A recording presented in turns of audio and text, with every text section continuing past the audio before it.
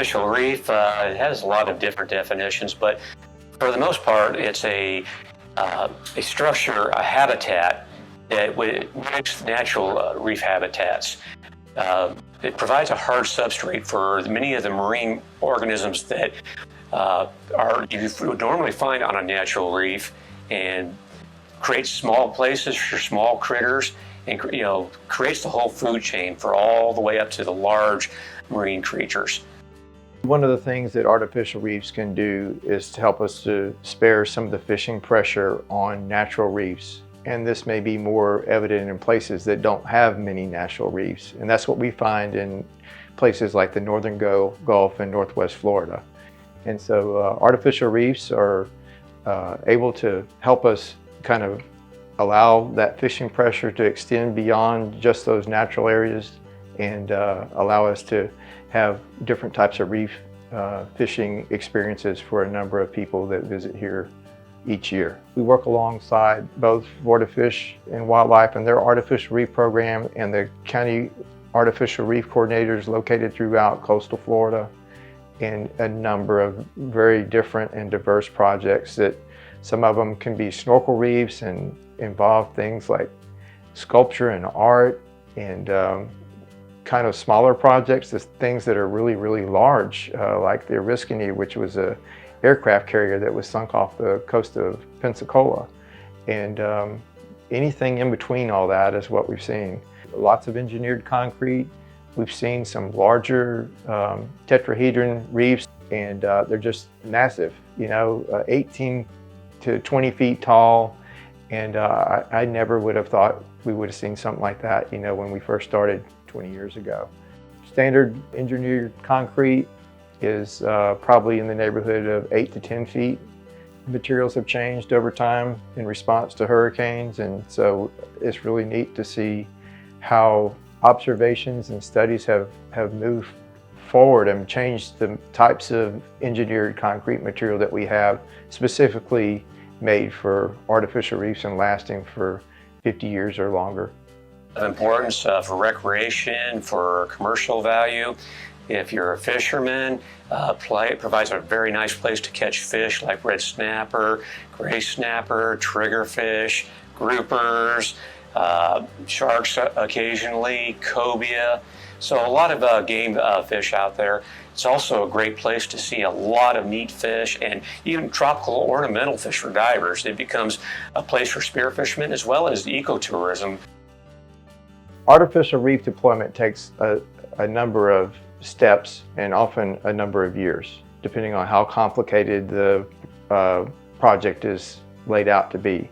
The first thing starts with a plan. And if you don't plan properly, you're not going to get the intended results that you want to have. You need to have a target main purpose in your reef as far as the user group.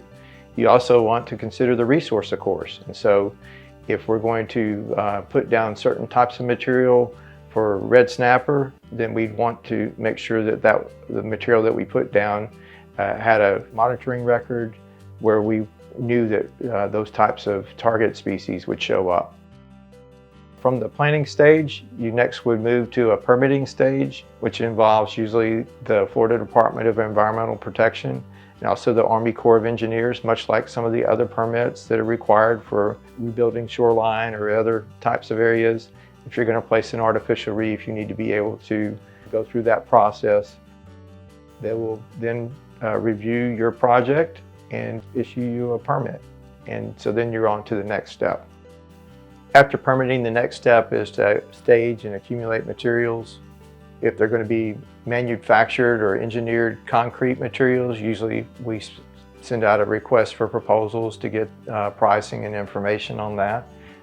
There's a number of contractors now that specialize in artificial reef modules and the manufacturers of those.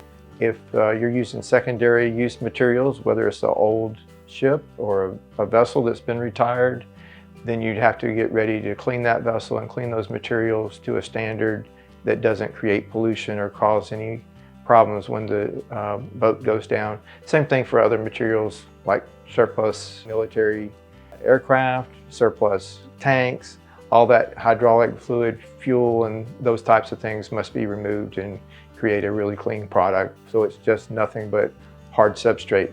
What we do as far as when we put out artificial reefs, first we want to make sure we're not having any negative impacts.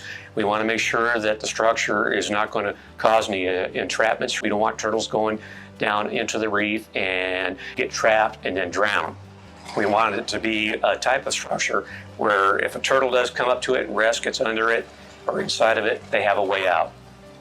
And also we want to be careful and make sure the vessels or the structures are prepared to where they're not a hazard to divers and don't create problems for fishermen with lots of snags and hangs.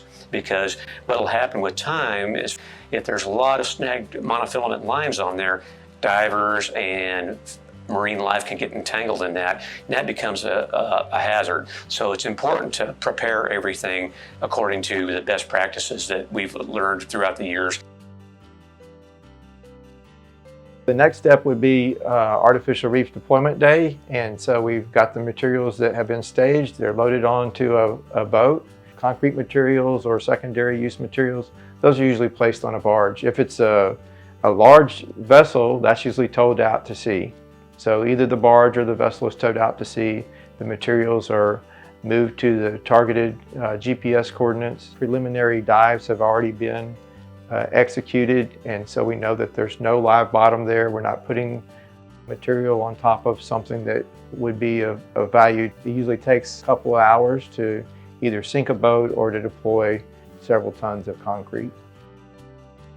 They don't use dynamite any longer because what we found is when you do blow it up, it does make a really pretty show, but it ends up often damaging the ship. So to avoid damage to the boat, what they do now is they often go ahead and cut holes just above the water line, and they'll kind of patch those up, and they'll either open those back up manually or they'll just take a big sledgehammer and knock it out on site, and then they'll pump that hole full of water either through the holes or through the top and allow the boat to sink below the water line. And once those areas reach the water level, it goes pretty fast from there and sinks.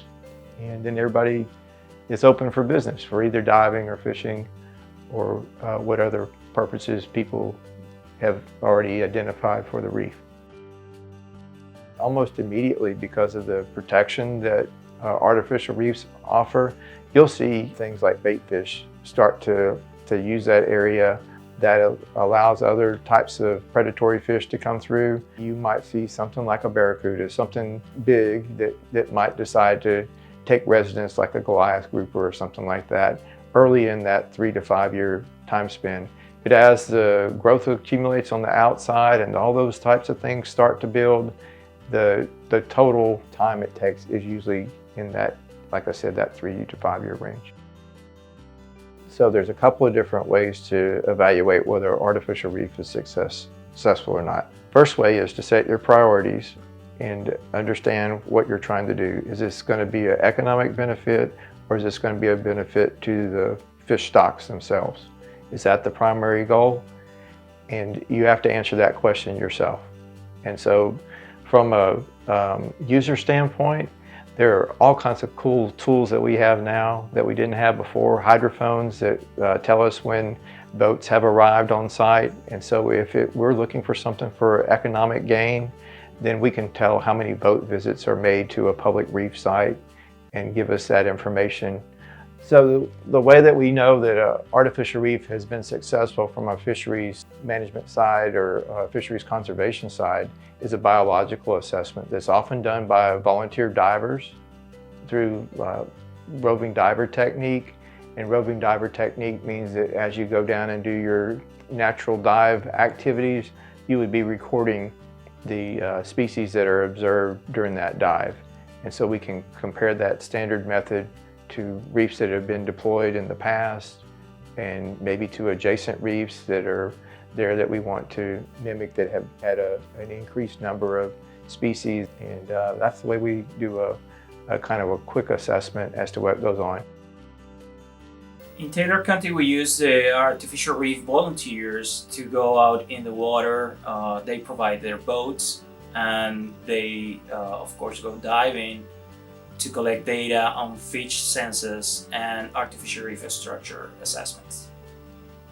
We have a number of jobs that volunteers can help us fulfill. We have websites that we maintain along with our county partners, and so many times we need assistance in just doing updates and providing information to the public on where artificial reefs are, how they can best use artificial reefs and take care of fish.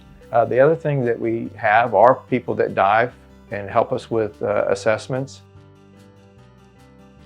Well, volunteers are key in the efforts of artificial reef monitoring because they provide a workforce that otherwise will need to be paid, and they collect in a citizen science-based program. They collect the data that is useful for us to evaluate the aggregations of fish in the artificial reefs. One of the most important results that we have in our last year monitoring program, we could see a small difference between how fish are aggregating in different materials, and that was one of our main goals. Our artificial reefs are threatened by a number of things. Fishing pressure, just like the natural reefs, can also affect our area and specifically artificial reefs.